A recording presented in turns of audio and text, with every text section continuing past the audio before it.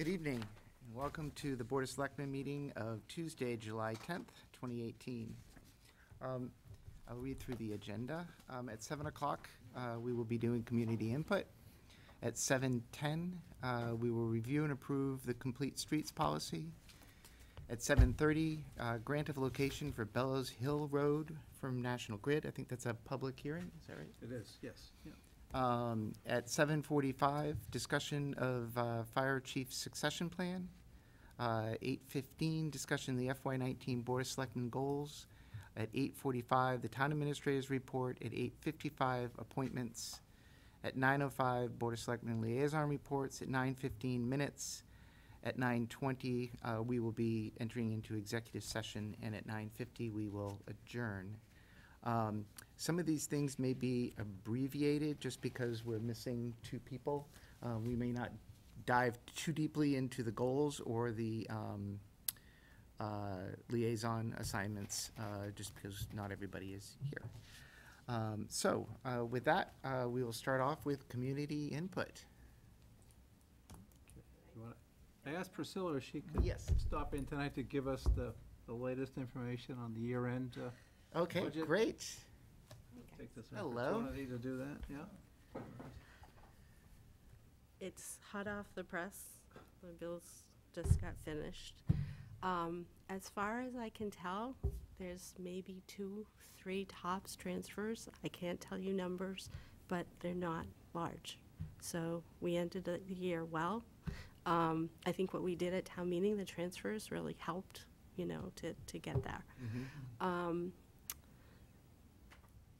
The one thing I wanted to tell you about, and that's because it will come up in the audit report, I think, is the detail, how much is owed in detail. And I don't know if you guys have noticed, there's a lot of tree work being done, and they're caravanning it with 3 or 4 police. So at the end, the last 2 months, they've incurred a lot of costs. Mm-hmm. Is that because of the storm, or is it? Yes. Okay, Yep. so it's all because of the storm. Yep. So because of contract, we have to pay the officers doing the detail. It's at June 30, it was up to $100,000 that the company owes us. So that's pretty high. When at one point we were Company owing us, meaning then we owe the company. Nope. Okay. No. They reimburse us? They reimburse. They pay for the detail, but we have to pay for the detail first. We have okay. to pay the Okay. officers. Okay. Okay. So they all through June promised $26,000, and it didn't come in until this week. So we have gotten 25% of it. But I just want to let you know, because I'm sure the auditors, it's gonna stick out Okay. badly. So that's. So it's $100,000 that we paid out expecting reimbursement. That's and right. we hadn't gotten we didn't get Right. reimbursement by the time the books were closed. Right. And any negative figure usually comes off free cash. However, this is one of them that as long as we get the money in by the time I file free cash in September, the state doesn't hurt us. So it should all work out, but it still could be an audit report memo type thing telling you. So Okay. I thought I'd tell you first. Okay, thank you. Receipts look really good too. Local receipts went over. That could be maybe $100,000. So we ended the year well. Great. I thought I'd come in and tell That's you. good news. You can come in with good news anytime you want to. We didn't get under 30 million, did we? Not quite. I don't, I'm not sure what the Yeah. bottom line, but no. Yeah. So I'll be working on encumbrances tomorrow and that kind of thing, and we'll know exactly the numbers we have to ask for at the transfer meeting with the finance committee on Thursday night. Okay? Okay, great. Thank you. You're welcome. Again, anytime you have good news, you are welcome to come to community input. Thank you, Priscilla. Priscilla. And Bill, do you have any good news?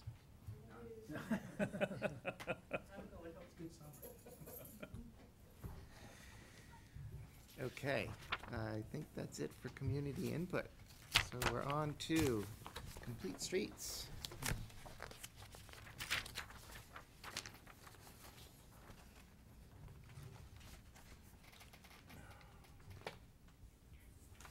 Just gonna grab a pen.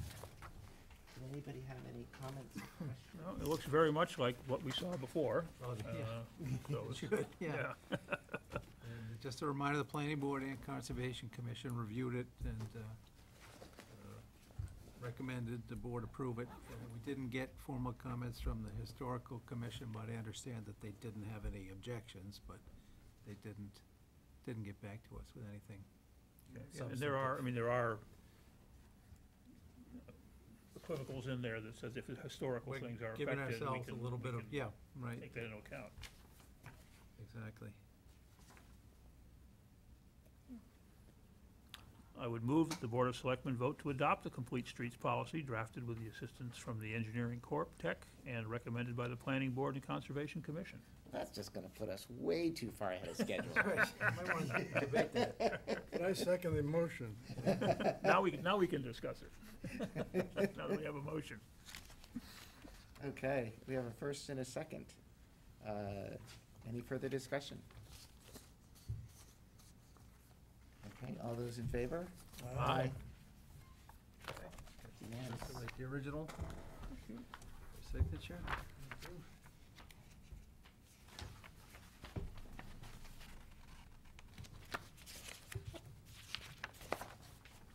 So just for the benefit of people that may be watching, this affords us the opportunity to receive grants that ordinarily we wouldn't receive, and they're significant grants for the town that we ordinarily would not receive. And it doesn't obligate us to do anything that's cast in concrete.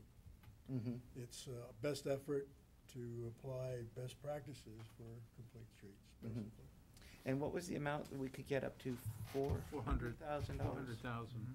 We got the maximum planning grant of $30,000, and we'd be eligible for up to $400,000. That would be good. Smaller projects, yeah. They will be a big help. Great, thank you for pointing that out, Thank Carrie.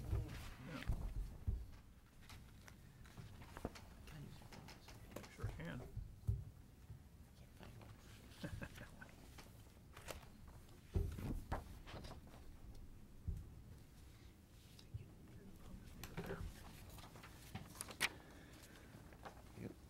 All right.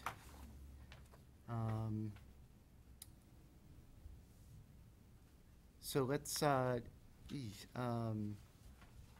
don't we jump to the town administrator's report, Jim, if that's okay? Sure, no, that's fine. I'm just, somebody may want to come for the fire chief succession planning. Right. And so we'll do town administrator's report, then we'll do goals. Okay, the first item in my report, you should find in your packet a copy of a new engagement letter with Clifton Larson Allen, our independent auditors, for auditing services for the next 5 fiscal cycles. The audit committee reviewed the proposal and recommends to the board that you enter into a new 5-year engagement with them. Didn't we already do this? Who did we just renew at their, they just asked us to renew, and we signed, like, in April? It wasn't, They came in and they said, we would like to remain, or maybe it was just to negotiate it with, no. Who did we just sign with? I don't think that you signed the agreement. I know the audit committee came in and recommended, and the auditors were there as well, weren't they, that night? No, well, the company wasn't. No? Okay. No, they came in and they recommended that we continue with our current auditors. Right, and it's taken a number of months for them to Oh, send okay, us this proposal, got it. but Okay, so we said yes, move forward move with them. forward with it, and now it's And now it's, coming okay. to the board, right. Do they include a management letter? Yes. Yeah. They do. Yes, that's part of the, And how much, do you remember how much over last year last contract this was? I think, It wasn't a huge amount. I think it's the same for the first fiscal year, but then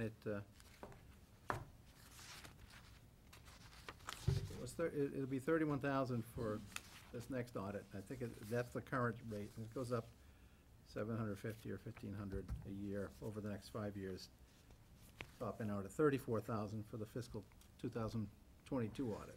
Okay. So they're pretty reasonable, actually, as auditing Yeah. firms go. Good working relationship, and they like coming to Carlisle, actually, because things are where they should be, and they use this as a place to train new associates to the firm, to show them Oh, how yeah. it's done, and, yeah. Show them the right way to do it? With Kerry and Priscilla, yeah, they do. Awesome. They do, yeah. Well, we're all in trouble now because of the $100,000, but. Okay. Just think how much we'll be ahead next year. Any questions, Carrie? No, I have not read the management letter, so. Oh. But, you know, I went through theirs last year, and they did a very complete job with last year's audit, and the management letter, I thought, was very thorough. So I'm assuming they're gonna continue with that same level of service, so Mhm. I have no objections to that. And it's a reasonable price. Okay, is there a motion?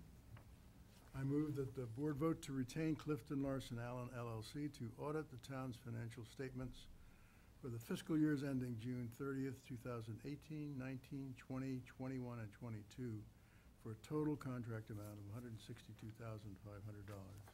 Second. Okay, any further discussion? Okay, all those in favor? Aye? Aye. Okay, it's unanimous. So much easier with only three voices. Original. All right, well, that's circulating for signature, just a informational item. Everyone's probably aware that the new website has been launched, and we'd like all the board members to check it out and tell us what you like and maybe what you don't like, and make any suggestions for improvements that might be necessary. There was already a pretty extensive piece in the Mosquito about the long saga of how we got to a new website, and you know, I think thanks are due to David Freeman and to Jen and to our new town clerk, Mary Teodoretti, for launching the new website successfully and making sure that information is current and updated, so. Have we gotten any feedback? Has anybody made any comments? Well, I haven't heard, have you, Jen? Yeah?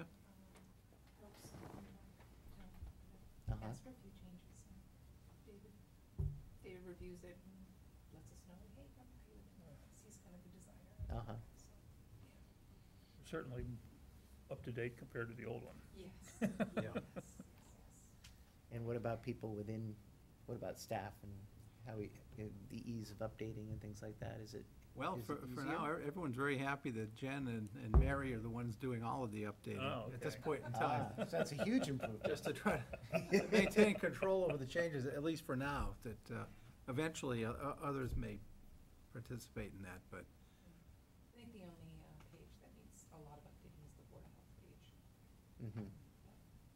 That's gonna be a work in progress. Have there been any comments about having people's email address, individuals' email addresses available on the contact list?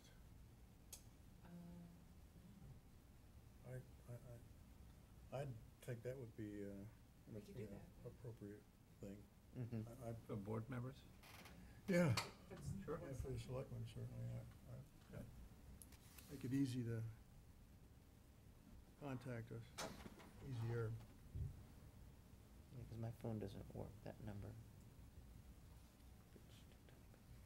I'm gonna get to that in a bit. Great, thank you. Okay, very good. Item number 3, we got an update from Colonial Power on the aggregation plan so far.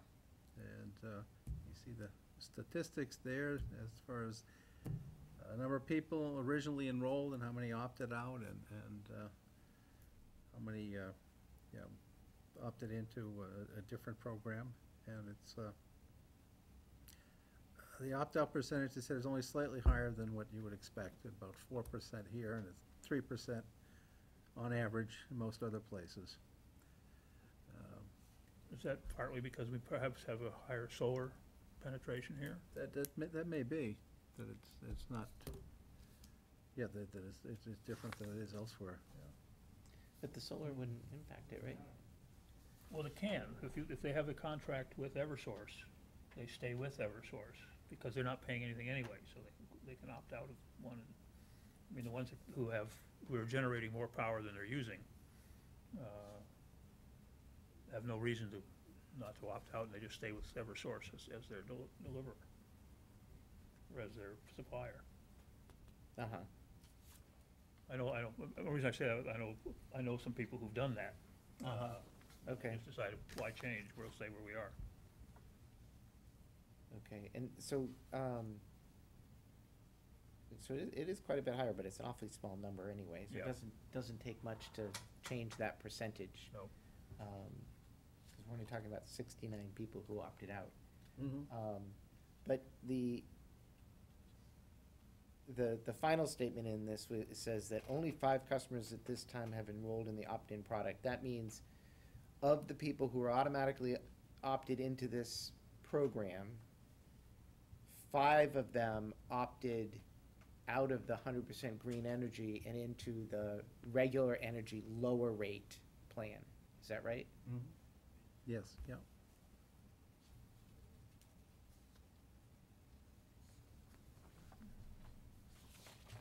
Great, thank you.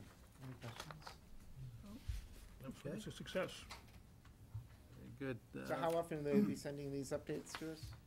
I think as often as we like. I haven't had one, this is about 2 weeks old, this information, but, Because it started July 1st. It'd be good to get it like I monthly, think he just said- for a I think couple he said months, just to yeah, see. I think originally they said Quarterly? quarterly. Yeah. Okay. Can you forward that to the energy committee? oh, sure. There you go. I thought I had, but yeah, There you go. I can,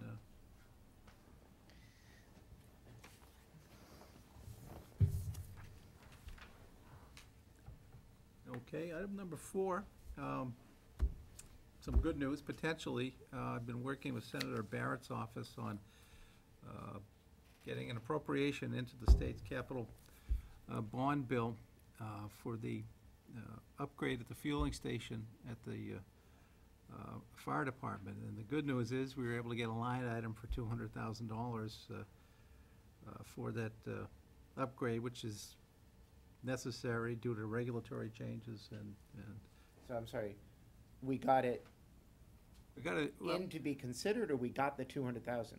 well, it's kind of, there's a limbo in between. It's in the final approved version of the capital But it hasn't been bond approved. bill. Okay. Now you have to advocate, like, you know what, to actually get the state to fund it.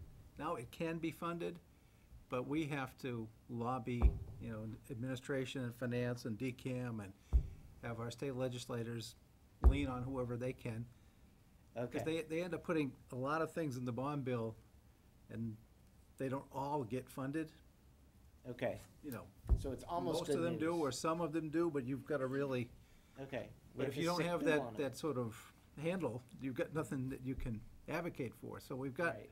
So now it's a possibility. now it's a possibility where it wasn't before. Uh-huh. And, Do we have to do this every year? no, I mean, this exists as an appropriation. It's not funded yet, but, But that appropriation doesn't go away? it at the doesn't end go of the year? away. No, Okay, it's so we part can of that, we can keep going at it, right. though I think we need to fix the We need it, right. pumping station pretty yeah. quickly, right? Right, it goes out of compliance, I think, next January, and there's an. Is this in the money, this is in the money for the, or not in the money for the facilities? I think there's 10,000, there's a Small portion. very small portion, I guess the facilities decided not to fund it at that point in time, but the chief had it engineered, and it's about a $200,000 project to change out the fueling station, and, you know, DEP more than likely would shut it down if we fall out of regulatory compliance, so we'd be fueling everything at DPW or somewhere else until the repairs are done and it gets up to compliance, so. So what do we do to push? Well, we need to contact the Executive Office of Administration and Finance, and DCAM is the agency that does the capital projects for the state.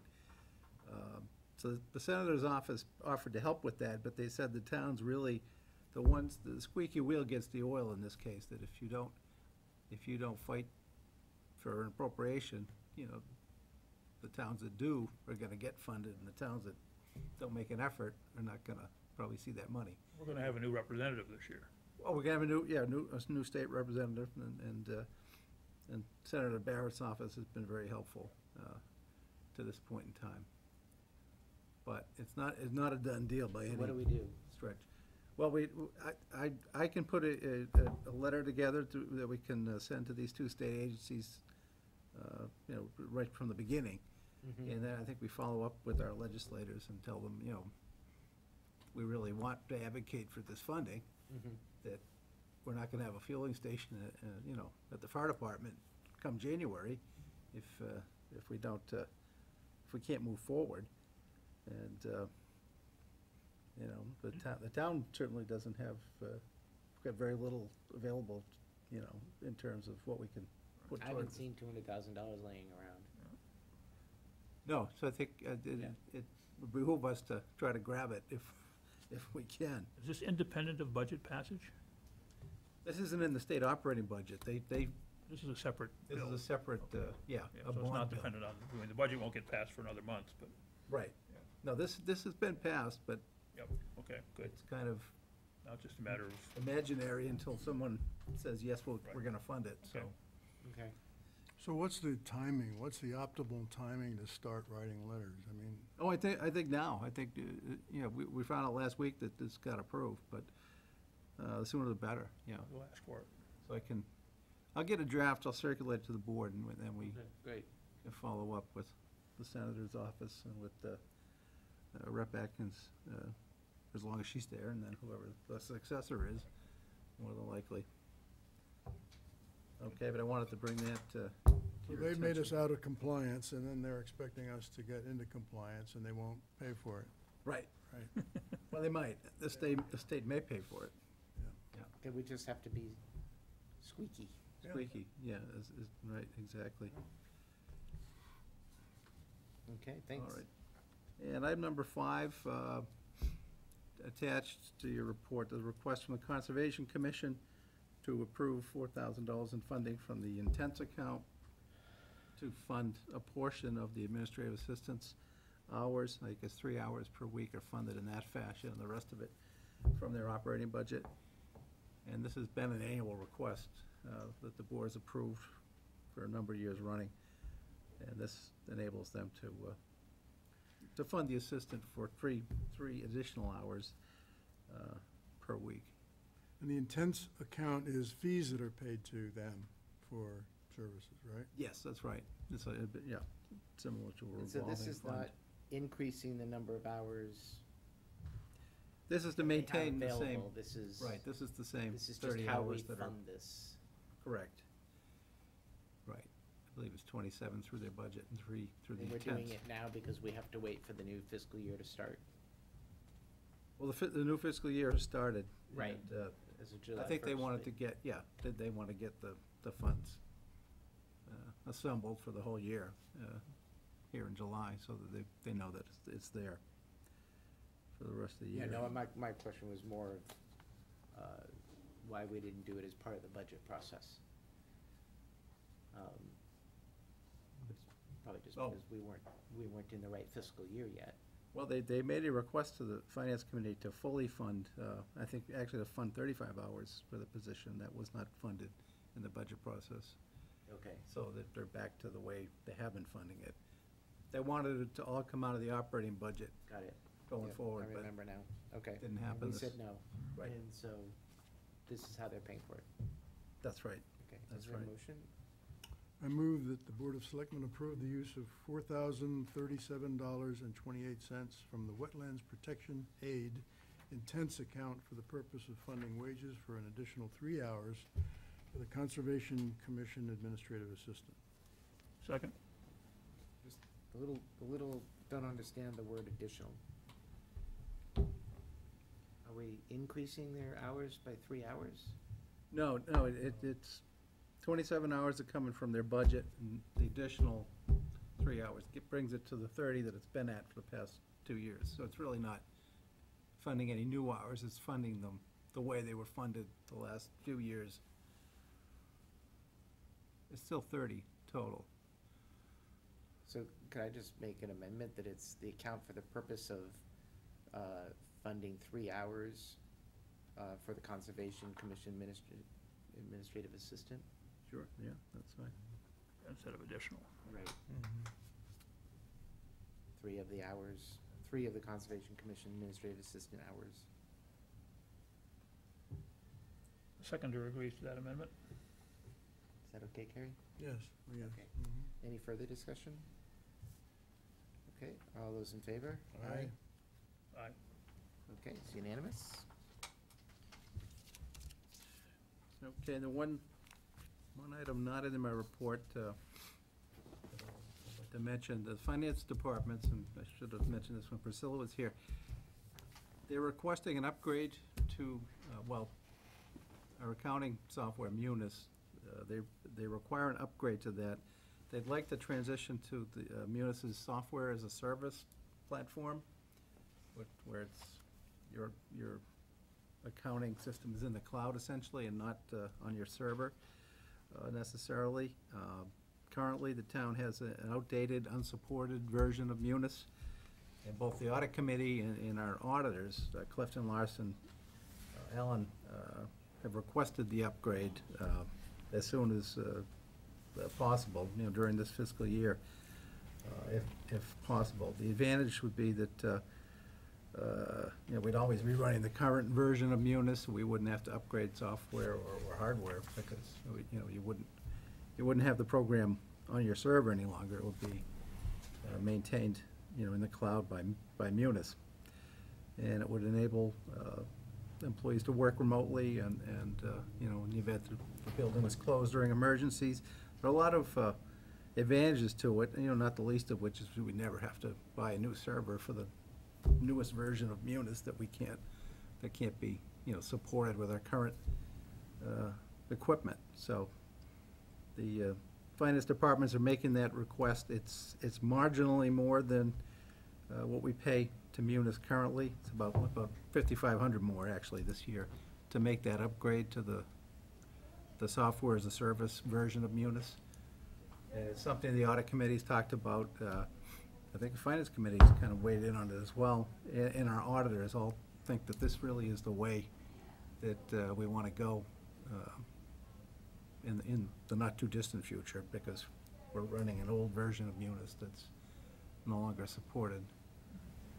Isn't this budgeted in the Infotech Fund? Isn't this one of the projects? This is one of the projects, right. But I think that the treasurer and Priscilla, they didn't want to take that step without letting the board know that Yeah. that's the recommendation that they've been getting from our auditors. It's the way they'd like to go as well, because they see advantages to handling it that way. So they continued, do they still offer a server-based version? They do, yeah, They do. they do. And, so there's an additional outlay to making this transition at this time, but then going forward, we wouldn't be having So- to. I would think that we probably need to be able to demonstrate that we went through a security review of them. So could I talk to you about it afterwards? Yeah. Yeah, Um, that's fine. Because it's just very different if you're giving them your data and they're hosting it. Your security requirements are just very different than if it's on your servers and you kind of control the data and who has access to it. So I think Okay. we just want to be able to demonstrate that we did a review of their security program. Okay, very good. Other than that, I don't have any problems with it. I don't know. Yeah, that's a good idea, though. You know, it's, be nice to me, we're no longer having to maintain the server and. Right, right, no, that certainly is an advantage to that. Hey, Sylvia, we did your request already, if that's what you were coming for. I didn't want you to sit here all night if that was what. the Which board one are you passed here for? The intense account. The gas line installation? Oh, no, No, okay, sorry. we haven't, No. no. It's nice. They voted on using the intense account. Thank you. Yeah, okay. Yeah, we were just Didn't know waiting you were for here for the- 4:30. Is anybody from National Grid coming?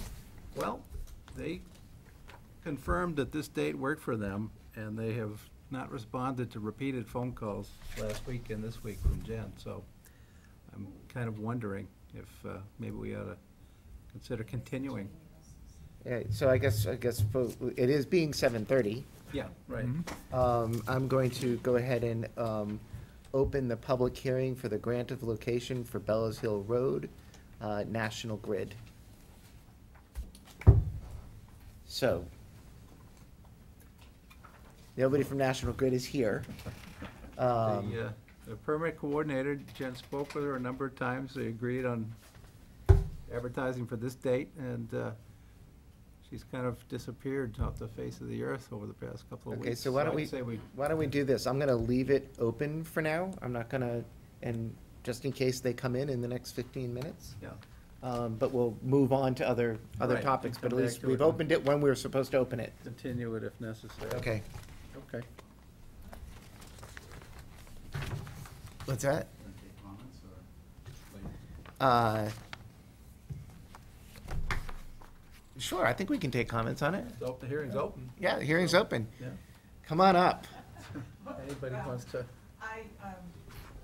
If you could just come up, and we know who you are, but if you could just state your name and your address and all the formalities. Sylvia Willard, 34 Bellows Hill Road. I'm here because I got an abutter notice for this. And I am just upstairs in a land stewardship committee, so that if someone comes in and you want more information, I could be retrieved Okay. from upstairs. I will say that that this is proposed to reach the property at the end of Bellows Hill Road, called 211 Bellows Hill Road, and we have a notice of intent before the Conservation Commission this coming Thursday for that installation down the driveway. We have no Wetlands Protection Act filing for the installation on the road, and it does go over a wetland. So that's, my concern is, there's a intermittent stream that goes underneath Bellows Hill Road. To my knowledge, there's no culvert. I think it's an old sort of French drain type thing. Road's been there since before the Carlisle Minutemen went to the fight at the old North Bridge, because they took that road. And so it's old engineering there. Mhm. But we certainly don't want anything damage the drainage under the road, because the folks up the street, I mean, uphill, will not like being flooded. Now, this is just an extension to serve a single house? At this point, from what I understand, I mean, they're reaching 211 Bellows Hill Road, which is a home that's been there, well, the original part of the home has been there since the Minutemen took the walk through the woods to the old North Bridge. But the house is, and the property is under construction right now, so they've decided to go to gas. It's up past my house, down over the brow, but it doesn't make it all the way down there. So, Okay, and so, your concern is just making sure that when this comes up, that, we get you, and that Conscom needs to be involved in the process. right, and some understanding of the roadway and the issues along that, the low point in the road. It's between 125 Bellows Hill Road and 144. There's, on this side, there's a low point in the road, and there's an intermittent stream that goes underneath. Okay, So I was concerned about that. okay. And there's another little wetland down the way as well, but it's intermittent, so it doesn't have a buffer zone. My concern was the flowing water. Just making sure they don't cut that off. Right. Right. And the DPW won't like it either. Okay, So, all right, thank Thank you. you. We'll grab you if they come back in the next Okay. 10 minutes. Okay, thank you. Bill Russo, 155 Wolf Rock Road. The only comment I would have is that National Grid hasn't been that kind to our roads. And I believe Bellows Hills Road was recently paved, maybe 2 or 3 years ago. And somehow, we need to hold National Grid accountable to restore the road to existing condition when they dig it up, if they're gonna dig it up at all, if they're gonna dig on the side. So I'd recommend either requesting a bond from them, because, or pave full width of the road, because the road is a small, thin road, skinny road. When we had them fix our road to Concord, they didn't do a very good job, and then they tried to fix it, and their fix wasn't very good, and then we didn't have any leverage with them. That's why a bond would be much better, you know, a performance bond that would last 1 or 2 years after the road is finished, so that if any settling or any damage happens, we have some leverage. Just my thoughts. Yeah, we had, thank you, thanks for reminding me. We had talked about that after the last road issue, which now feels like you're kind of in a boat driving down the road. So how do you know, I guess, Tim, how do you figure out on a project-by-project basis, like what a performance bond might be? What the value should be? Yeah, and is there a formal process we have to go through in order to kind of adopt this as a policy? Yeah, I think we'd have to, I mean, the board would need to adopt it as a policy. I think you could make it a condition of any decision you would make that they produce the performance bond before they, you know, commenced with the work. But that's a good question. How do you put an appropriate value on it? I guess, I mean, had to be commensurate with the repair, or whatever the value of the project would be. I We'd don't have know to- that we know what, yeah, Have somebody who knew about what that would maybe be. Gary could help us, yeah, with an estimate as to what it, And do you think we have to have a formal Board of Selectmen policy about this? I think it would be wise. I think you could make it a condition without it. I think it's within your authority to condition the approval however you see fit. But it would be, if we're gonna hand this out to potential applicants, it would be nice if they knew up front that, hey, the town's gonna require, you know, a performance bond to restore the roadway. Especially since it's liable to be a contractor rather than National Grid doing it. Right, because, yeah, that was partly the issue with the other sort of repair, yeah. Yeah, that was That was a real fiasco. disaster. And Yeah. so, on that, not to switch the topic, but the last that I knew about that one was we were waiting for winter to go. And then this spring, we were gonna see, and they were open to talking to us again. That's true. I don't think we've inspected it ourselves, or, I inspect it every day I go to work.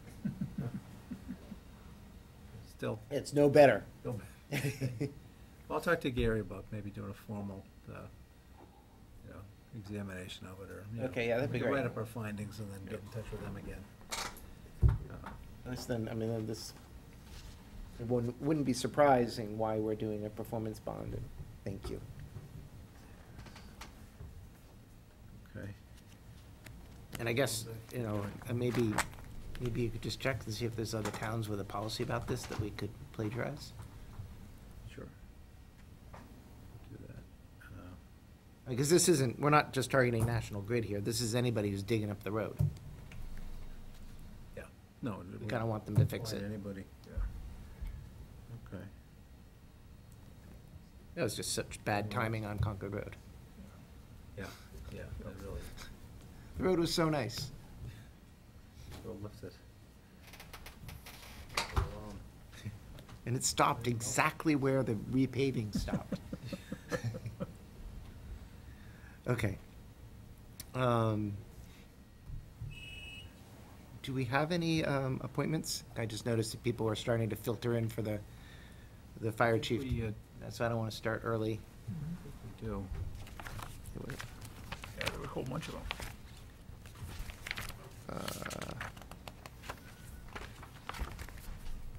Here they are.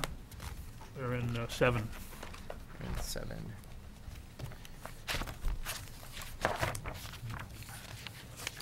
Right, this is where we reappoint Bill, right? I was looking for his name, I didn't All see the it. committees he resigned from? Yeah. Okay, so we have, and all of these people are interested in what we're about to appoint them to? I mean, we normally worry about that. We don't in Bill's case, but, Right. okay, so, May I move? sure, please do. I move that the Board of Selectmen vote to appoint Abby Zimmerman of 266, that's the wrong address. She's on Sunset Sunset. Circle, Sunset. 266 Maybe it's East is 266 Sunset. Karen- Anyway, on Karen Sunset Parker. Road. I reversed the- Okay. To the Cultural Council, Carlisle Cultural Council, to a term that will expire June 30th, 2021. Is there a second? Second. Okay, any further discussion? All those in favor? Aye. It's unanimous. And I move that the Board of Selectmen vote to approve Lee Means to the Board of Registrars for the term ending expiring June 30th, 2021. Second. Any further discussion? All those in favor? And move that the Board of Selectmen vote to appoint Cynthia Schweppe to the Board of Registrars for a term expiring on June 30th, 2019. Second. All those in favor? Aye. All right. And I move that the Board of Selectmen vote to appoint Town Clerk Mary Daldrott to the Board of Registrars with a term expiring June 30th, 2021. Second. All those in favor? Aye. Unanimous. And I move that the Board of Selectmen vote to appoint Town Clerk Kathy DeVivo Ash to the Board of Registrars for a term expiring June 30th, 2020. Yeah, she's not the clerk, yeah. Yeah. Just Kathy. Okay. Second. Second, okay. All those in favor? Aye. It's unanimous. Thank you. Okay.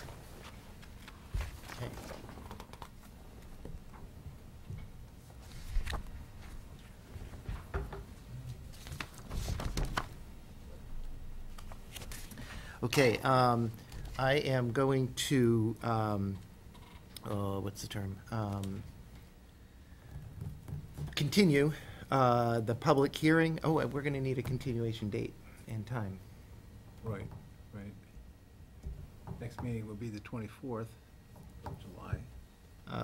You want to Pretty nice here. Okay, so I'm gonna continue the public hearing for the grant of location for Bellows Hill Road National Grid to July 24th at 7:30 PM.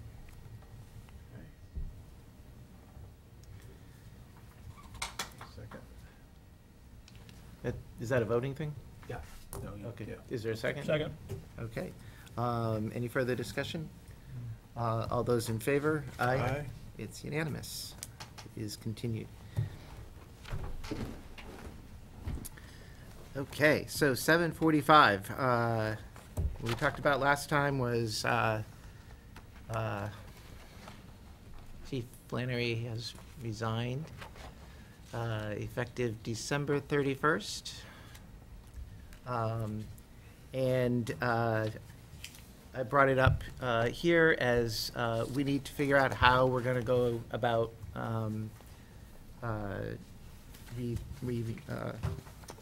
attempting to replace him. So why don't you all come on up here? Here, come on up here. You're here to talk about it, come on up, let's just talk about it. And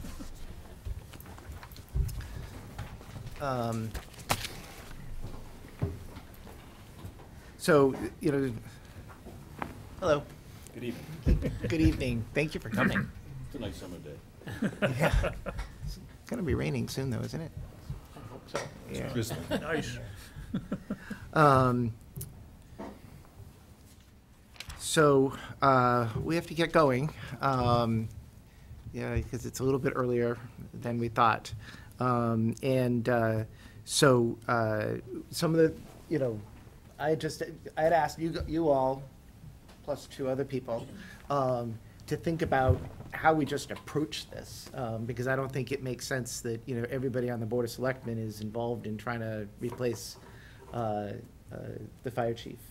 And so, you know, what I had suggested was that perhaps, you know, we put together, you know, I asked everybody to think about the idea of putting together a working group that would include the fire department, it would include, you know, one or two people from the Board of Selectmen, it would include other groups who are interested in it as kind of a search committee, and also consider whether or not we should hire a consultant to help us through this process.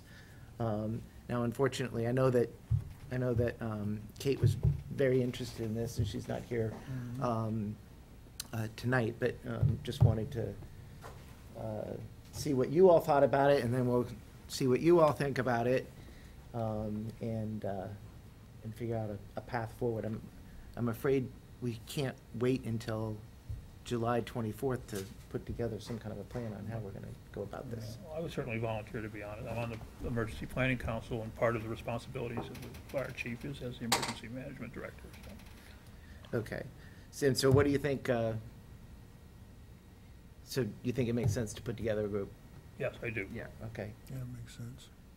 I haven't had the pleasure. I'm sorry. I'm Carrie Kissinger. I'm Jonathan White. John? Nice to meet you. I, Bert Bert Rubenstein. Oh, Bert. Yes, I know you. Jeez. It's been a while. So Bert, we haven't met. Hey, how are you? Right. Bert is my current deputy chief, Right. Interim deputy chief. interim. So what do you all think about putting together, and if putting together this group, you know, like, do you have any idea, any thoughts as to like what the makeup would be? I'll let my colleagues go first. Well, after serving 15 years in the position as the chief's right-hand man here and running the daily operations of the fire department, I think it's a great idea for you to include us in this search committee. The first thing that I see as a recommendation from the group is which way to go as to whether we hire full-time or hire a call fire chief. And after many years in this position, it is, I know when the current chief was appointed, the previous chief recommended very highly to the town that he become a full-time chief. It worked out well when he started, but then the school wouldn't allow him to leave as a call firefighter during the day, and that hampered this fire department. And every day that I worked, and when I worked 18, 20 hours paid a week and many more hours afterwards, it was a constant meeting of leadership in the department every day. We always walked in, I always came in, and there was never a day that I didn't walk into something I wasn't expecting, or what I didn't expect. So it's important to have, I think, to have a full-time chief. It's a time for us to, we did a study through the consultants there that everybody spoke highly in favor of having a full-time chief from within the department. So I think it's time to move in that direction, that we need a professional chief, and it needs it for the town, it needs it for the taxpayer, and for us to be a little more, we also need it for the coverage of a full-time employee. Because every day and every weekend, we're always running, if you play the recordings of the tape from last weekend and a fire last night, we're running shorthanded all the time. So to us to have a key position that's full-time, it gives us some coverage from that person, who would include hopefully a person who is an EMT, can work on the street like the police chief, and can be an officer, and also drive a fire truck.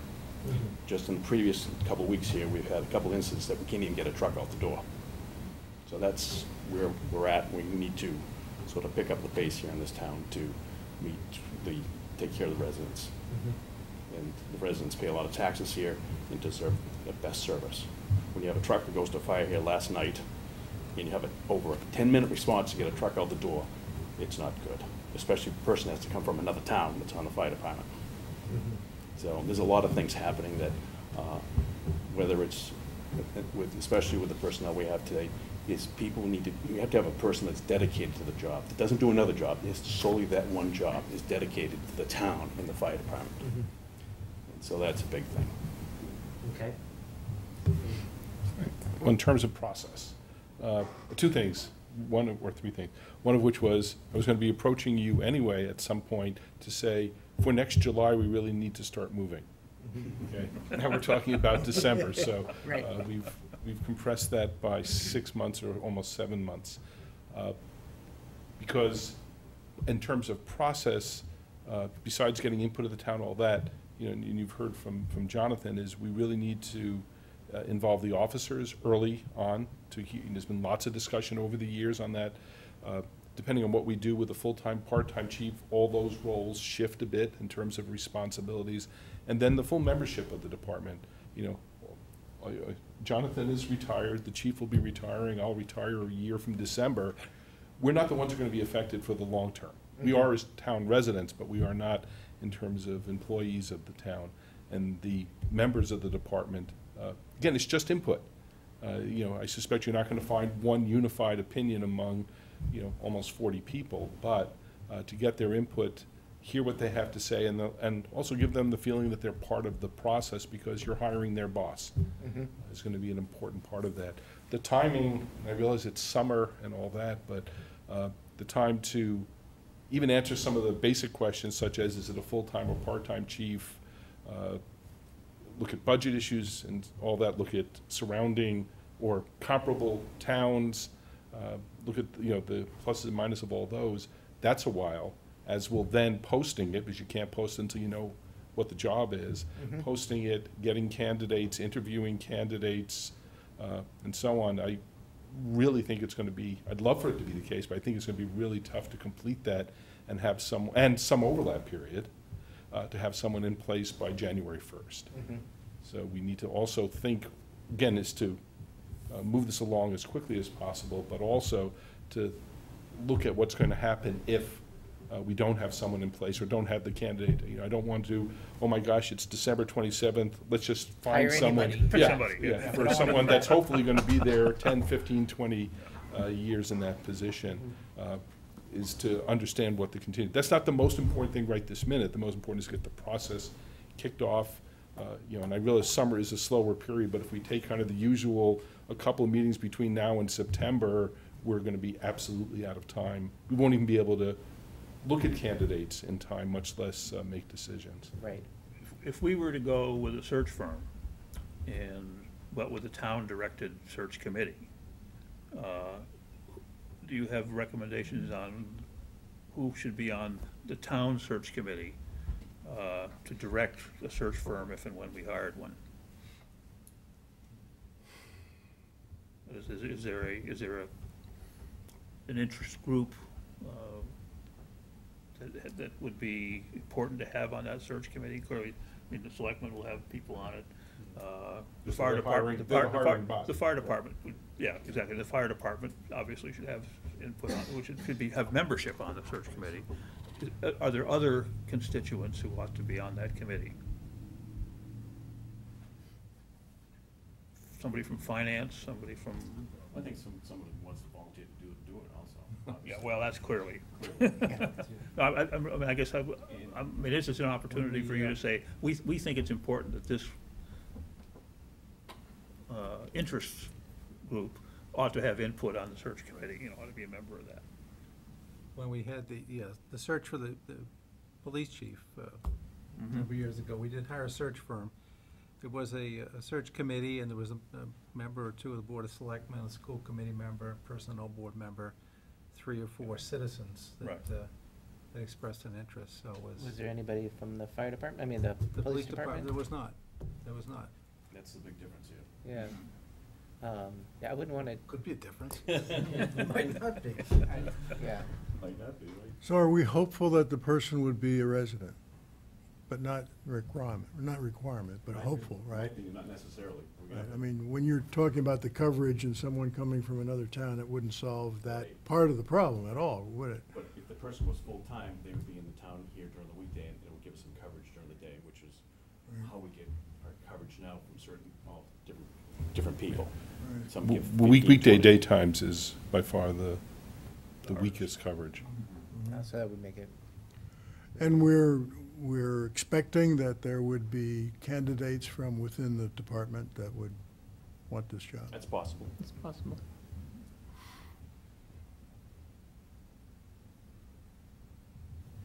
Okay, so I'll sort of weigh in here. I echo what both Jonathan and Bert said regarding the concern for coverage and where we are. The department has made a lot of strides in increasing our roster in the last year, 18 months. We're up, I think it's 38 right now, but we'll have a couple retirements in the next year. And we're going to continue our efforts to recruit. But I think I want to speak more to what concerns me of the future, both of the fire department and the community. And I think that public safety, when it comes to the fire protection services that the town would expect with the property values we have and the responsibilities we have for response, and some of the impediments we have to staffing, which is, we're using call people who have other jobs and other interests, who travel, who get sick, who, are absent for a while. And unlike other departments, like the police department, as you've heard me say before, when Chief Fisher has someone out, he replaces them. We don't do that. It's the other people that are left to fill in, and we go short. So staffing is the most important challenge that the new chief will have going into the future. That's going to take a lot of time. And the one who can speak to that is the Deputy Chief White, and the time that he spent last year in both recruiting and interviewing and doing orientation, as well as Bert did for EMTs. But more importantly now, I see with the new crew that we have, which we have some wonderful people that are on and very motivated and interested in wanting to take more training, is the staff development.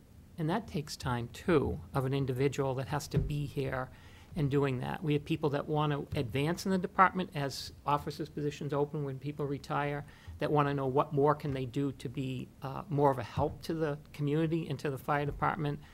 So that's number one. Number two is we are facing a very critical problem with our facilities. Now that we have a large roster, we're really coming in female EMTs and potentially female firefighters in the future. Really fighting that issue of very tight quarters that are inadequate, lack of handicapped accessibility, lack of male-female, not space for vehicles in the building, and things like that. So I would expect the new chief's mission would be, when he would start, is, as I've tried to make the town aware of the future of the community, is looking at expanded or new facilities. And even if it's 5 or 10 years away, and I understand the town's financial situation as far as capital projects, but we need to be talking about it today, because as you all know, in Carlo, it takes a while to get something moved along the rail. So exploring what options we have in the interim, taking care of the immediate problems with facilities would take a great deal of time. And the third thing that we have that probably isn't as critical at this time, but is going to become more of a concern in the future, is our advanced life support service, which we're in the consortium now. And as you know, that we're down to 6 communities now that are participating out of original 14. And I believe that the system can survive probably another 18 months to 2 years. But we're going to be facing of some decisions of how do we don't want to go backward to providing this critical life-saving service, the ability to bring paramedics into our community to provide that service. We want to explore ways that we can continue that service somehow, whether in a smaller consortium or whether, I don't think we would be in a position to develop a paramedic program locally for various reasons, but that's going to be a challenge that the new chief is going to have to be involved in significantly. And just looking at the job, I was deputy chief for 24 years under Chief Koning, and I will complete my 16th year as chief. The job has grown significantly in the knowledge and skill set that you need in management and personnel, and the time, especially the time that you need. And, 15 or 20 hours a week that I'm able to put in is just not enough time. It's just not enough time to do all the things. And we spread that, how we get where we are today is spreading it among people like are sitting next to me to my right, and others in the department who do a fantastic job.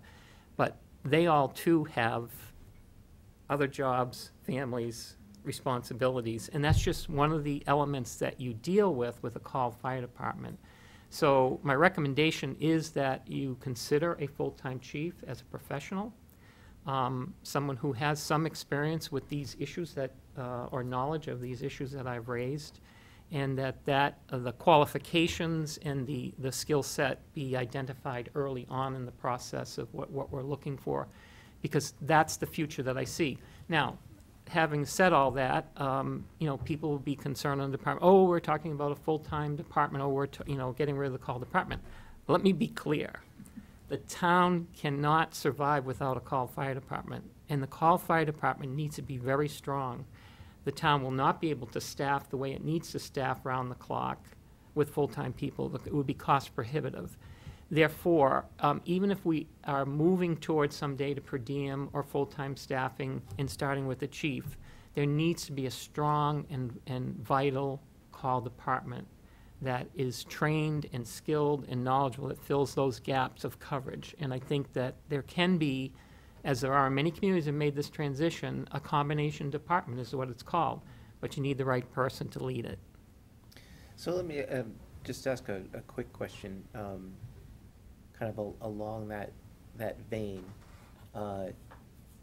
If we hire a full-time fire chief or even a part-time fire chief, and that can a strong chief go ahead and start hiring full-time people if it's within their budget? No, I don't believe that could be. The budget process is, we have now is that we come in, for instance, the stipends that we're considering and so forth, and that goes through the process. And I think, that's something that they would work with Finance Board of Selectmen on. As you know, I made a recommendation 2 years ago or 3 years ago to do per diem. That was not a favorable thing that we wanted to do. I have that, that plan. We have it. We didn't proceed with that. In working with the Finance Committee this year, I talked again about, looking at a higher stipend for regular firefighters to promote people to become regular firefighters and attract them. And, there is an option of per diem, but that's something that would need Board of Selectmen approval. Okay. So new positions would need approval, but filling the positions doesn't. Funding. The funding, right, exactly.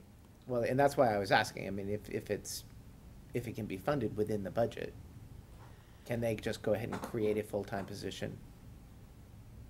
I don't believe I'm just trying to so. figure out, because I know that Chief Fisher couldn't do that. Right. But I don't believe so, But kinda because strong- a full-time position would require, benefits and All a which would- process through separate the budget personnel items that would have board, to be in and there. we don't currently have a job description for a full-time firefighter. We have, call firefighter, which can easily be adapted, but it's call firefighter. It's not a full-time firefighter. So, and when I created the fire code compliance inspector's position, I went through personnel board, came to the Board of Selectmen, got the funding. So it wasn't just something that I created and said, oh, I'm doing this because I have the money. I didn't have the money. I didn't have the identified job description. It did require a credential. The person had to be credentialed in code compliance. So that's an example. Stipend positions like an EMS coordinator, as Bert serves as, is a different thing. That's just a number, but that's always been right up front in the budget what those stipend positions are. Mhm. So as far as I'm concerned as a chief, I've always come to the board and gone through personnel board, because when that process started, and Tim can tell you, you've got to go through that process. Administrative assistant position was created. That's not a fire position. That's actually an administrative assistant's position. But again, that went through, got board support, Finance Committee support for funding and so forth. And that took like 5 years. We would So- have to write a new job description for this incoming chief. Right. Coming from us. Right, that should be reviewed and, We would right, like to yeah, do. yeah. Mhm. So of the things that you mentioned, the life support system, the facilities, staffing, I would think that with facilities, whoever it is would have and could get some help in doing that. And life support is a focus item that has a time frame associated with it. But staffing and scheduling is really the crux of this job, right? Right, staff development, um, recruiting. Right. Yeah. And of those who might be interested in this job that are currently with the fire department, are any qualified?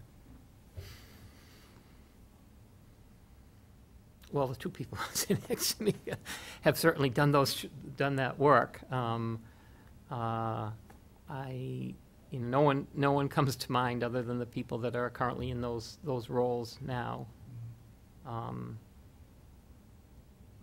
And the officers have helped with orientation and new people. Lieutenants and the captain have done that over the years. It's interesting you say that because some departments, and I've studied this, through the smaller departments across the country, because I'm involved in a blog with the national chiefs, and some people actually in positions we have a position that is a recruiting retention person. But they're, you pay for them, you attract them from the outside and you pay for them. How successful they are, I don't know, but their job is really to, their skill set and their knowledge is in recruiting for that particular position, and then retaining people, understanding the department and how that works. I've only seen a couple people across the country who have done that, and again, I don't know what the success rate of that program is. And one thing, I won't judge on qualification, because that's a vague term, since we haven't written the job description yet of what the qualifications would be. We have the disadvantage. You mean for full-time or what? For any fire chief of what the qualification, we have a description based on history of what that is, but again, full-time would be slightly different. There are specific qualifications that they either have to have or have to gain, within a reasonable amount of time. We have the disadvantage this time of long continuity. I don't mean to be funny, is that David was, deputy chief for 24 years, did you say? 24. So that's a long time to pick up the knowledge and skills that are necessary. We have no one in that position right now that would be a long-term, that could be there long-term, that is currently learning the, besides all of the management aspects and the recruiting and so on, there's a large amount of administrative things that have to do with running a department. And get in the door before some of us leave. Right. And the other thing is, we have to have a job description first before we even start looking at those people. Yeah. And I think if we as a town in this committee, as Alan was talking about, is to establish this committee and just start the project and get it advertised and start advertising and making that job description to go with it. And I also think that someone has to walk in the door with certain skills to begin with. Right off the bat, someone has to be able to drive a truck and operate a fire pump. I mean, the days are gone when you just walk in the door once a month and see a fire truck twice a month and be able to go on a fire call and say, oh, now what am I doing with this panel? And that's what we face today. So they have to walk in the door, be able to, drive a fire truck, operate the truck, be an EMT. Maybe we want to do paramedics. I don't know if there's, that's going to happen. But, and then right off the bat, you have to have a certain amount of fire qualifications from, from the state and federal government. So that's what we need to start right off the bat when this person starts. Was there anything that you wanted to add? Me? Yes. I'm David Newman, Rutland Street. I'm a firefighter, EMT. I've been with the department since 2001. And I'm very interested in where the position's going. I was very interested to hear the priorities. I gave a lot of thought to this department. I think it's a rare department. I don't think it's unique. I think there are other departments like us. We don't think that there are, but I think there are a lot of departments out there that are struggling, just like we are with some of the same issues that we have. But I think we are very different than the professional departments out there. And so, and I just finished a class at the academy when I was with all professional firefighters there.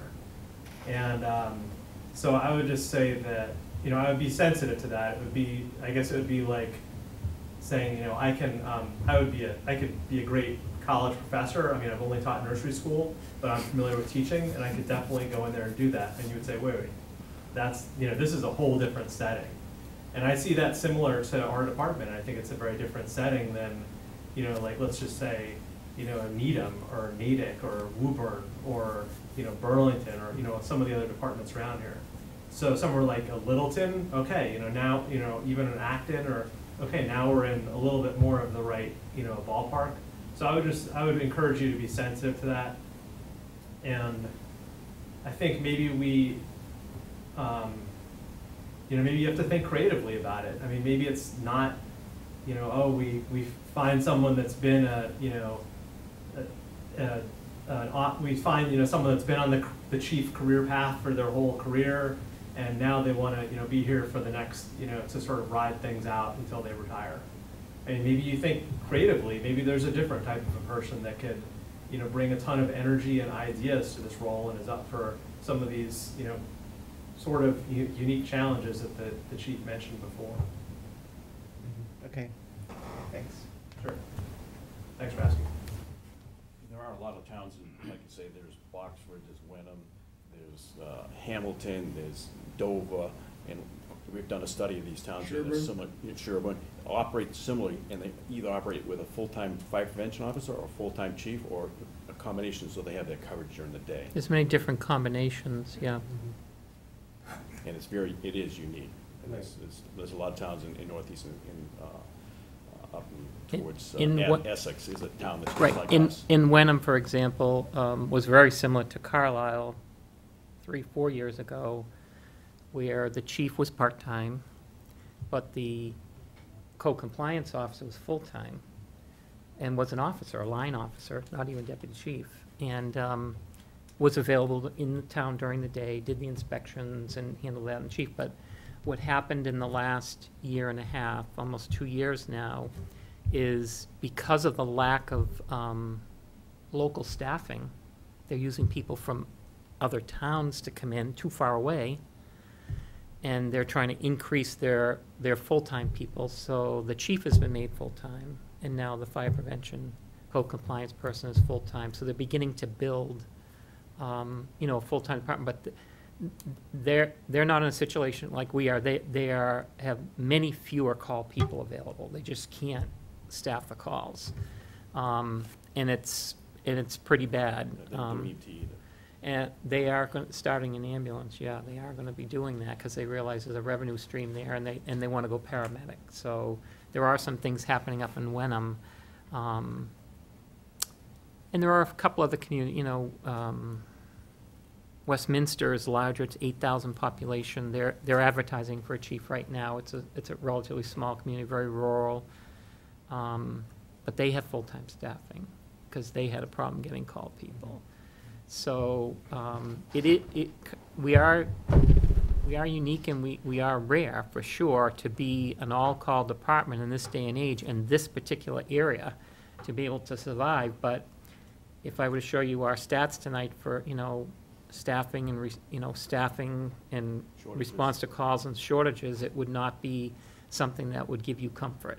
And we've increased the staffing significantly, but there's a lag in getting those people along into more, and then some of them may not wind up where they have the availability. Some may not. I think it's 1 in 5. If you put 5 people on, it's usually one that you get that has a lot of availability, that has the interest, and does, and that's always going to be there, and you're always going to have turnover. And I did an analysis of the time I've been chief 16 years. I've appointed 40 people. We have 38 on the department, so that's like a complete turnover in 16 years. And the average is 2.5 people a year. So that's what we need to recruit to maintain where we are today. But it sounds like we need to get beyond where we are today. We do, Yes. absolutely. But that brings the next problem in, and I'm glad you mentioned that, because we're so excited to get so many new people. And many people are excited to be there and want to move. They want to do more. But the mechanism is not in place to accelerate that. I approved, as I told Nathan, I approved additional training that they could do. They could conduct training on weekends if they wanted, small group training, which people who have time and officers and senior people who have been able to do that, it's been a great thing. Everybody only has so much time to do. That helps that process. Now we're in a driver training mode where we need more people available for driver training. We have 2 driver trainers, but just like call people, they get injured, their jobs change and they go off and they're not available. Now we're in a hole because we don't have driver trainers and people want to move forward. So now we're scrambling to say, well, what are our options? Can we train someone else? Can we hire someone in? So the mechanism for this influx of all new people, which are 11, and probably half of those are on this track, we're struggling with. People are stepping up and doing what they can, but it's limited. So there are a lot of challenges running a call fire department. There really are. Okay. So I think, Bill, did you have anything you wanted to add? Not with what's already been said. Okay. But I would advocate strongly that we have a full-time chief. The past 2.5, almost 3 years, I think 2.5 years, meeting with the chief and you, going through the processes and all the things that the existing chief right now does. He's almost working full-time anyway, not officially, but there's a lot of things there that are slipping through the cracks, interaction with personnel, the availability to be there and do stuff instead of doing the paperwork that needs to be done to get the department continuous. So I would advocate a full-time chief. I'd also would still advocate keeping the chief a strong chief. The things that may be concerning at the selectman level could be easily be handled with performance standards and reviews, quarterly reviews with a new employee. But I think it's essential that the fire department doesn't get politicized. It needs to have a strong chief. The other things, some of the advantages of having a strong chief too, he or she would have probably time to investigate more grants that are available out there. I know the existing chief has done that on his own time and has been pretty successful, but there's a lot of grants for fire departments and things that would help the town. These are the things, one of the reasons why I think a full-time chief makes sense now. It really does. Those are just the highlights of me being around for 2.5+ years. Okay. So I guess, my feeling is, I've got a ton of them, a ton of points, but I think, one is that I do think that we need, I feel like as an outsider, I'm not a part of the fire department, but I've seen some of the struggles over the last 4 years that I've been meeting with you. I think that the best way of maintaining a call fire department is probably hiring a full-time chief who can really focus on recruiting and training, and that's just my feeling. But anytime I say that, there's always somebody saying, oh, but it will then become a full-time, and so I would just want to have a lot of comfort that there isn't any way, why is that concern there, that because we do a full-time chief, we're going to become a full-time fire department. And so I just want to make sure that we look at that and make sure that there isn't anything that we're missing, that, because that certainly wouldn't be my intention at all. It would be, having a full-time chief in order to maintain a call fire department. In speaking with David over the last several years, there's just not enough hours in the day to be able to do the recruiting that's necessary. I realize that there are other people that can be leveraged, but they're all working part-time and they're trying to keep the fire department going. So I think that I guess I'll say somebody full-time is needed there. But I also, do want to make sure that in selecting a new chief, part-time or full-time, that what the gentleman back here was saying is incredibly important. We don't want to, the culture fit is incredibly important. Making sure that it fits within our fire department, that we're not hiring somebody from, Boston who wants to make, finish out their career here and, it only knows how to do a Boston Fire Department. That would be a disaster. We need somebody who would come from the same type of culture and environment that we have and would work to foster that rather than to try to professionalize it, where that's, only people who want to just do this full-time would want to work here. Key issue is how to call the members and the full-time members. And I've worked in both. I worked 30 years in the Concord Fire Department, and I was always looked down upon as being a call firefighter, but is to treat everybody equal and be consistent. That's the key when it comes in full-time. And then the person who comes from that has to have a call, what they call firefighter mentality. Right? I don't want a full-time department here either. That was always my goal. Yeah, yeah, and so I would agree with that. Now, regarding, I think, we do need to put together a committee. I'm not sure that we're gonna be able to finalize it today, because we're missing so many people. But, I know that all three of you, were saying that you'd be interested in it. I think for me, it's incredibly important that people who are going to remain on the fire department are a part of that search committee. And so I would recommend, and, push back if you disagree, but a regular firefighter should be on this committee, an officer should be on this committee, and then one of you guys should be on this committee. A couple people from the Board of Selectmen, and then maybe somebody else from outside who's interested. Just as a starting point of just saying maybe what the makeup should be. But I think that it's, but then I'll also say that I think that that's the search committee. I think that the interview committee should be bigger. It should incorporate more people who are currently on the fire department. Just to make sure that it's the right person for the people who are going to be managed by them. I'm not saying it's everybody on the fire department by any stretch of the imagination, but, we're kind of, in order to do a committee, we necessarily have to kind of keep the numbers smaller, but I don't think that means that only those people can be a part of the interview process. Well, yeah, I mean, the way a lot of places handle it is you get down to your,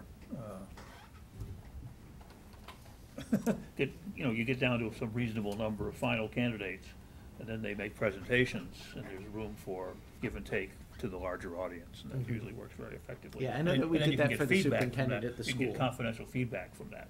Yeah.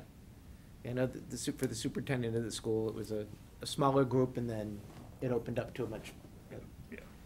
Well, the other thing is you start with before you do the interviews, you also start reading the resumes from the Absolutely, yeah, first, yeah, sure. before you sort that. Oh, yeah, I mean, you may have,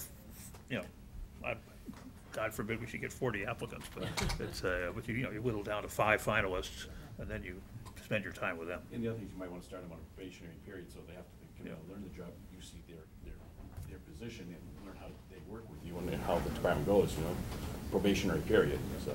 And if we get 40 applicants, we can hire the other 39 as stipend. It's called firefighters. But I guess I would recommend that this is a committee, and not something that we ask you to do, Tim. Yeah, no, I think that's right. Because we want them to be public meetings, appointed people. This is such I think it is unique. I think there's a culture here. There's got to be a culture, right? There is a culture. There is a culture. I don't know what it is. I have no idea what it is, but I know there is got to be a culture. It's in your blood. Something like this.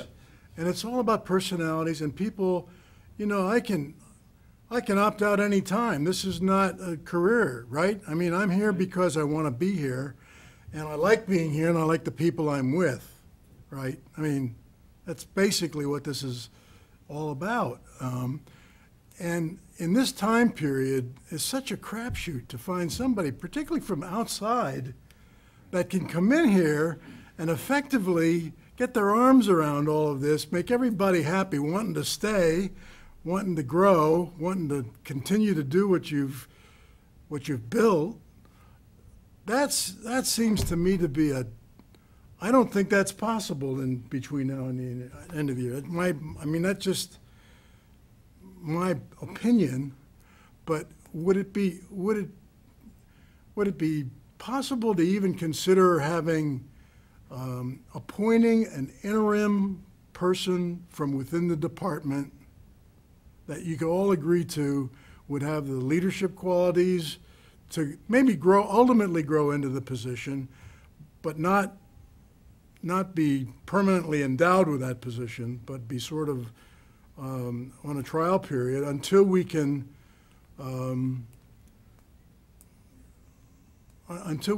go through a process where we might look for someone from the outside and take the time necessary to do that. I mean, that's just a hard thing feeling about I that. have about this, but So you're saying appoint as a full-time? the 'Cause the only tough thing about that is that everybody part-time, I mean, we have to. everybody has a Quit your job. You Yeah. might get this job, yeah. Well, yeah. That seems Well, like you're I think asking a lot it would there. probably have to be a full-time. Well, there's But definitely then they're quitting their job. Yeah, but yeah, it's- But yeah. there's also going to be, this person's gonna need a deputy chief as a right-hand person, who's gonna do what Bert is doing now and Jonathan did for me for 16 years, which had major influence on the training program, the development of people within his experience and knowledge set, and shared that. So I would say a new chief coming in from the outside would definitely be looking internally for that person that's person going to to- be there. Right. The deputy chief is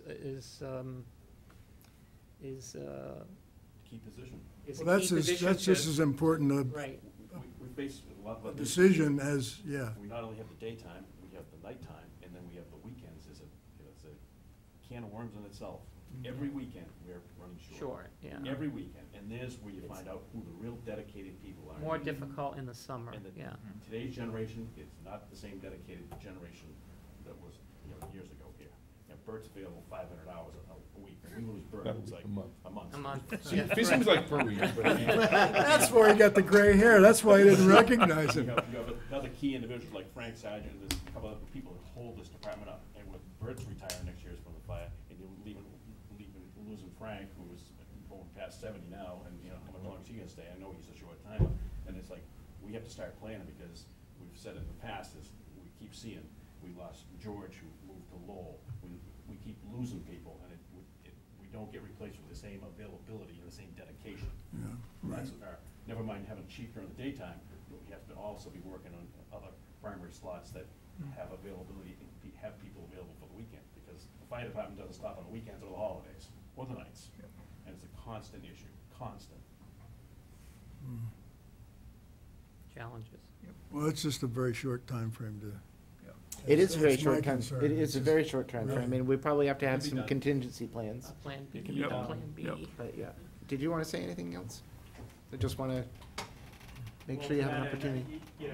I saw your face, you definitely can figure out that it's gonna be really hard to find someone on an interim basis from inside the department who says, all right, I'll drop what I'm doing for 6 months and do this, and then I'll be left sort of betwixt in between. So, I don't know, I remember going through this in my other job and talking to one of our leaders, and I said, it's gonna take me like 3 years to figure this out. And he said, well, I guess you better get started now then. So that's the way I see this is, I guess you better get started now then. And I would personally, I would try to figure out a solution between now and the end of the year. And yeah, maybe there is a plan B, but I would try to go for the plan A. Because it's just, there's enough, what's the word? There's enough turbulence right now. I mean, I don't know if it's a good idea to inject even more turbulence of having an interim leader and then another leader, after that. I think you need to, we need to recognize that, hey, we need someone with really strong leadership and management, and of course technical capabilities, you gotta get them in the door, and they need to, you know, it's like, we have to sort of rip the Band-Aid off and make this happen, I think. And if it can't happen, then yeah, go to the Plan B. Mhm. That's what I think about that part. All right, thanks. Sure. So I guess for next steps, I think what I would say is, you know, maybe if maybe the four of you, or the, you know, some group of you, figure out who, let's pick 4 people on the fire department who would be a part of a search committee. You know, find out who would really be interested in doing that and be able to dedicate the time, because this is gonna be very time consuming. And, you know, but I would strongly desire to have a regular firefighter, you know, and an officer as 2 of those people.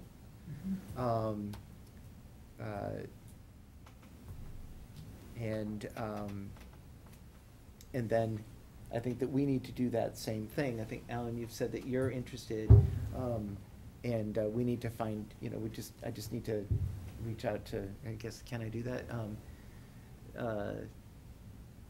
Let's plan on appointing the committee on the 24th.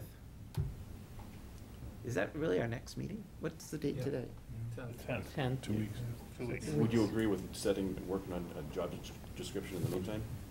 Yeah, yeah, and I know, I David- sent- David, you sent me Yeah. some Some. samples, but, Yeah. you know, I think, you know, in the meantime, because I'm, yeah, I would say, yes, please. And for now, I can't speak for the board, but for now, I would focus on creating a full-time. What's the feeling on a search firm? I think a search firm makes a whole lot of sense if we can have one selected between now and the 24th. Or shortly thereafter, because we don't I don't want to, Well, you know, if we really think it's going to, I love the idea of a search firm. I just don't want it to slow us down at the same Well, time. I think it'll speed us up.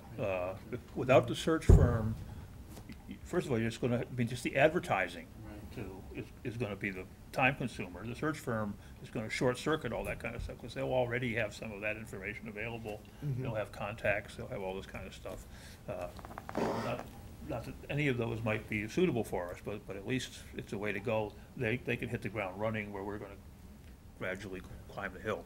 So They had a lot of connections. did, Yeah. did the firm that we used for the police chief, do they do fire as well? They do, I checked, I reached put out the- to put a 3 proposal in firms, since our last We meeting. have a proposal. There's a proposal in your packet, from, well, it's from MRI, who did the fire study, actually. They didn't do the, Badge Quest did our police search about 7 or 8 years ago. But I think Badge Quest also does fire. They do. They Yeah. give, probably And more. I mean, I know of some of their work for other chiefs, and, you know, I could recommend Badge Quest, because I do know of, Well, talked to other I've got a chiefs separate about, yeah. Proposal from them too. Yeah. I can share those with the board. but- Okay. That's good, yeah. So I think, yes, you would be in a position to, To act right away? by next time, to, have somebody lined Okay. up.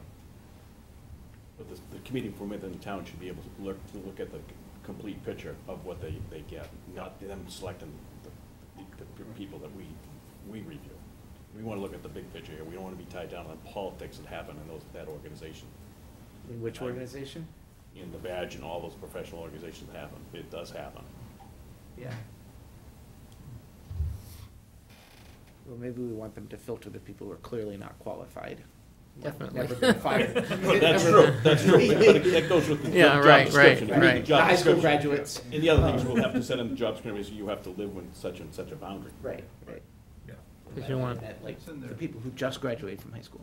It's in their proposals, what Yeah. their methodology would be, and how they would, Okay, yeah, I'm sorry, I missed that. you know.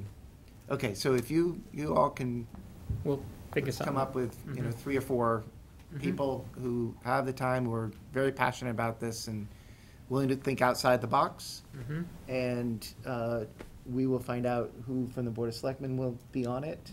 That would be 4, 2, so then we need like 1 or 2 more people, Bill. It is a committee. What do You didn't want a summer vacation, did you? What do you do? wanna be the fire chief? Yeah, there you go. Get a bigger truck. Yeah. And then, yeah, if you want to start working on a job description for us to take a look at, and then let's get more than just MRI, but you said you had more. I've got badge quest, Badge quest. MRI, I'm waiting for a third one. Okay, and then we can put that all together and talk on the 24th. And this will be a Sure. topic on the 24th for us to Good. sit around this table Yeah. again and Go outside. it'd be cooler outside. Somebody turned off the AC, I think.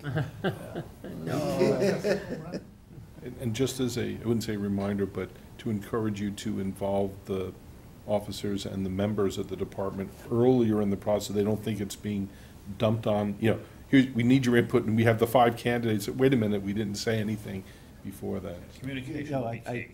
totally agree with you on that, and I think communication with the firefighters frequently is gonna be important. And the other thing that I was going to say is that communication from this committee, kind of a robust communication about where we stand on it and everything, I would like to be an agenda item every single Board of Selectmen meeting, Mhm. so that we can talk about where we are, what our thoughts are.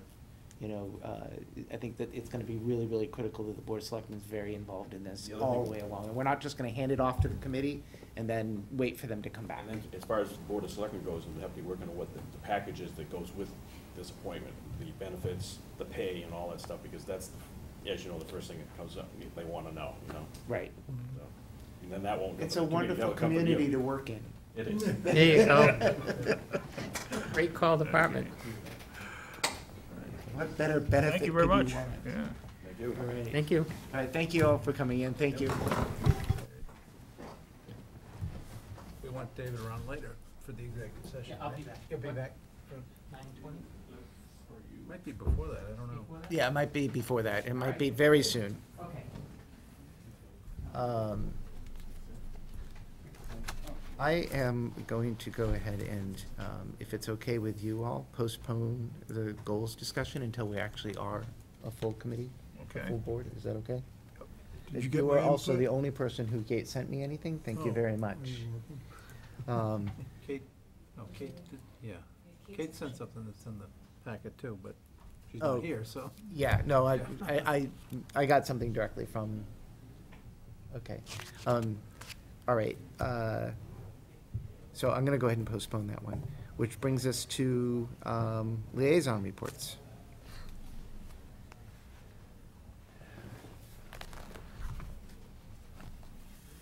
Deer Committee applications have been posted in the Mosquito, and they're off and running, so that process, I think they're tracking the number of applicants. There's a total number of 18 that can be approved. They've got 5 in the box already, so they're not gonna have any problem getting 18 applicants for Very the good. upcoming season.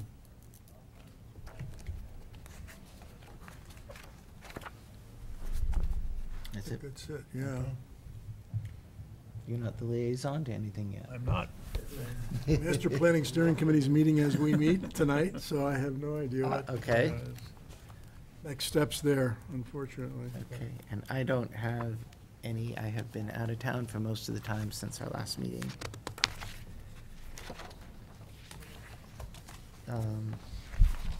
Some minutes.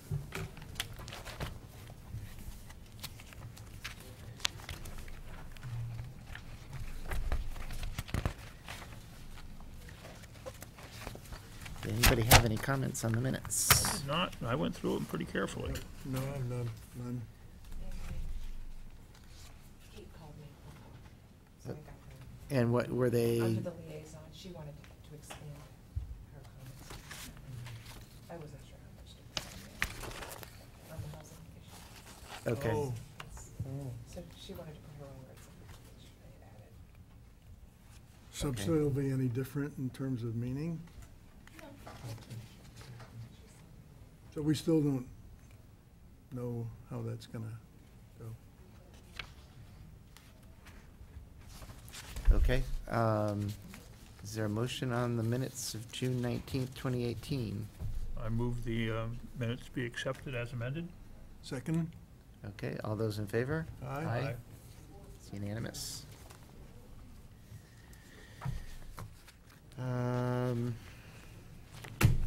That is it. There is, so we're now going to move into executive session. Is there a motion? Would somebody please read this motion? Okay, I move that the board enter into executive session pursuant to MGL Chapter 30A /21, A paragraph 3, to discuss strategy with respect to litigation, J.J. Supple, and to discuss strategy with respect to non-union bargaining, as an open meeting may have a detrimental effect on the town's litigating position, and that afterwards the board will not return to open session. Is there a second? Second. Okay, any further discussion? All those in favor? Aye. Aye. Brown, aye? Kissing Lewis, eye. aye. Lewis, aye. Okay, and so that concludes the Board of Selectmen meeting for July 10th, 2018. Thank you very much, everybody.